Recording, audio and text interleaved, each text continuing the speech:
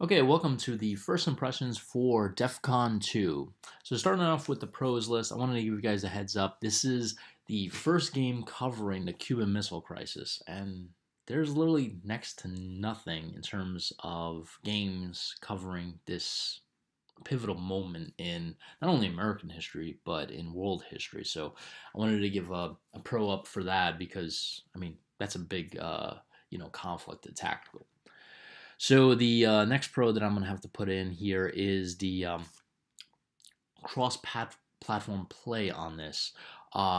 Literally, this is one of the first games developed by Jeff Lapkoff Games where you can play on Windows and Mac OS. And since it's developed on the Unity engine, it's a possibility for it to go on iOS and Android. So that's a pro right there.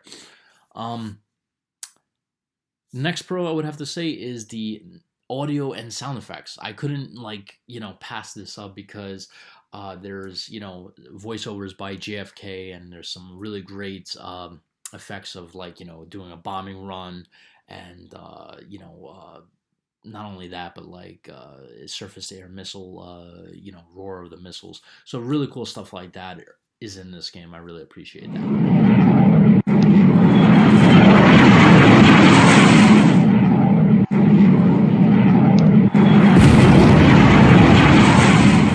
Launch missile detected.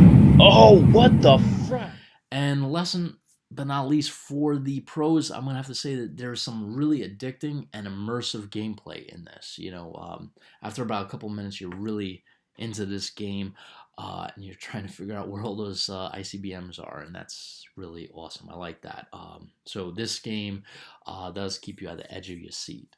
Going to the cons list. Okay, so the first thing I would have to put out there is the WASD keys don't work, and as a gamer, I would have to say that's critical. WASD is like what every gamer kind of uses to get around the map, or rotate the environment compared to your character and stuff like that. So WASD keys are vital when you're moving around the map or in any game that you're really playing. So yeah, I would have to put that as a con.